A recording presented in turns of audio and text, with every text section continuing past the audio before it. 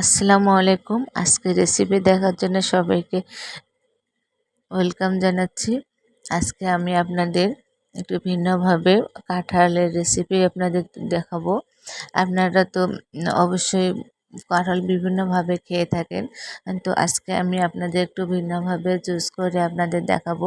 এই কাঁঠাল কিন্তু বছরে একবার আসে, সেজন্য আপনারা অবশ্যই এটা ভিন্নভাবে খাওয়ার চেষ্টা করবেন। যত ভিন্নভাবে খাবেন তত কিন্তু এর স্বাদ ভিন্ন ভিন্ন আপনাদের মুখে লেগে থাকবে। তো এইভাবে কাঁঠাল তো আমরা প্রায় খেয়ে থাকি। এইভাবে কাঁঠাল বিচি বার করে মুড়ি দিয়ে বা দুধ দিয়ে আমরা খেয়ে থাকি। তো আজকে আমি এখানে ২ ভাবে আমি আপনাদের দেখাবো। অবশ্যই আমার পুরো ভিডিও জুড়ে থাকবেন। অবশ্যই আমার চ্যানেলটাকে লাইক, কমেন্ট, সাবস্ক্রাইব এবং শেয়ার করবেন। কারণ আপনাদের একটা শেয়ার, একটা সাবস্ক্রাইব, একটা লাইক আমাকে কিন্তু অনেক দূর নিয়ে যাবে। অবশ্যই আমার পাশে থাকবেন। তো এখানে আপনারা দেখতেই পেলেন আমি এখানে কাঁঠাল ছাড়িয়ে নিয়েছি, আর কাঁঠালের বিচিগুলো আমি এভাবে বার করে নিচ্ছি। আর কাঁঠালের বিচির ভিতরে একটা শাঁস থাকে, সেটাও কিন্তু আমি সুন্দরভাবে পরিষ্কার করে নিচ্ছি। আর এটাকে আপনারা অবশ্যই একটু সময় নিয়ে একটু মথে তারপর এর ভিতরে যে রসটা থাকে সে রসটা বার করে নেবেন। আর এভাবে কিন্তু খাওয়ার নিয়ম। কারণ এই সময় কিন্তু অনেক দুর্ঘটনা ঘটে। ছোট বাচ্চারা যারা খেতে পারে না তাদের কিন্তু গলায় এই আঁশগুলো আর বিচিগুলো কিন্তু লেগে যায়। সেজন্য ছোট বাচ্চাকে যখন কাঁঠালটা খেতে দিবেন তখন কিন্তু অবশ্যই সাবধানতা অবলম্বন করবেন। আর আপনাদের বেস্ট হবে যদি আপনারা এভাবে মথে রসটা বার করে তারপর আপনারা বাচ্চাদেরকে খাওয়ান।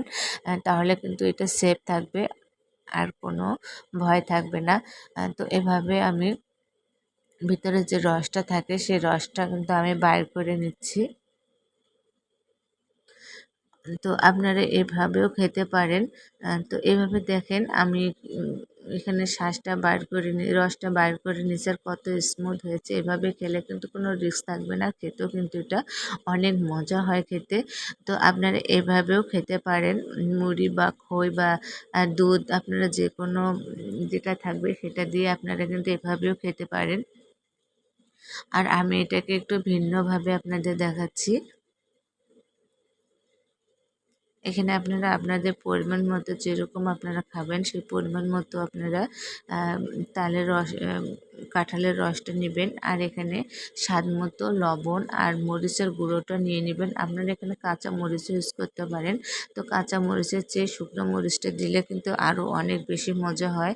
যারা এই রেসিপিটা একবার ফলো করেছেন বা একবার খেয়েছেন এভাবে, তারা অবশ্যই জানেন এটা খেতে আসলে কতটা মজা হয়। একবার খেলে যেন বারবার খাওয়ার ইচ্ছা করে, এত মজা হয় খেতে। বিশেষ করে আমার কিন্তু অনেক মজা লাগে খেতে।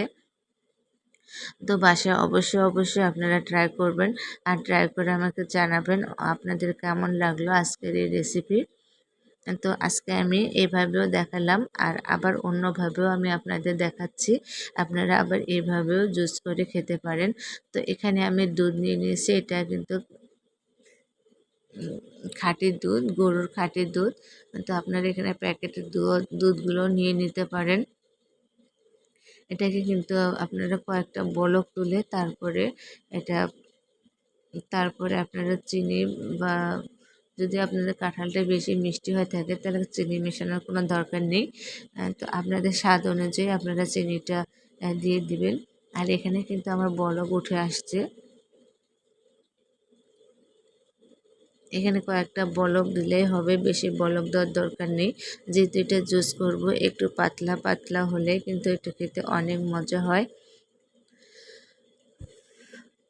তো দুধটাকে অবশ্যই একটু ঠান্ডা করে তারপরে ব্লেন্ডারে দিয়ে দিবেন। আর এখানে আমি যে কাঁঠালের রসটা রেখেছিলাম সেই রসটা আমি এখানে দিয়ে দিলাম। আর এখানে সামান্য একটু চিনি দিয়ে দিলাম, কারণ কাঁঠাল যত মিষ্টি হলেও কিন্তু দুধটা দেওয়ার পরে মিষ্টিটা একটু কমে যায়। সেজন্য আমি এখানে একটু মিষ্টি দিয়ে দিলাম, চিনি দিয়ে দিলাম। আপনারা আপনাদের ইচ্ছা মতো চিনিটা দিয়ে দিবেন। আর এখানে আমি একটু ব্লেন্ড করে নিলাম। ব্লেন্ড করে নিলে কিন্তু এটা আরও স্মুথ হয়, খেতেও কিন্তু অনেক মজা হয় তখন এটা খেতে। আর দেখতে পাচ্ছেন এটা কত সুন্দর হয়েছে। দেখে খাওয়ার ইচ্ছা করতেছে। তো আপনারা আপনাদের যেরকম খাওয়ার ইচ্ছা করবে সেরকম আপনার চিনিটা আর আর কাঁঠালের যে রসটা থাকে সেটা নিয়ে আপনারা এভাবে ব্লেন্ড করে নিতে পারেন।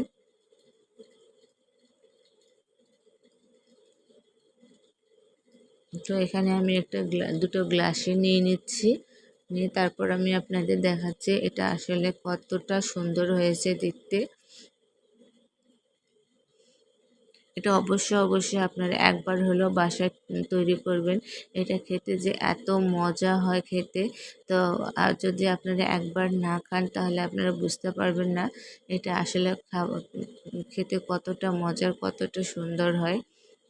কিন্তু এই সিজনে আপনারা অবশ্যই এভাবে একবার হলেও ট্রাই করবেন। এটা অবশ্যই কিন্তু বাচ্চাদের জন্য অনেক হেলদি একটা রেসিপি। তো আজকের রেসিপি আমার কেমন লাগলো অবশ্যই আমাকে জানাবেন। আর অবশ্যই লাইক, কমেন্ট এবং সাবস্ক্রাইব করে আমার পাশে থাকবেন।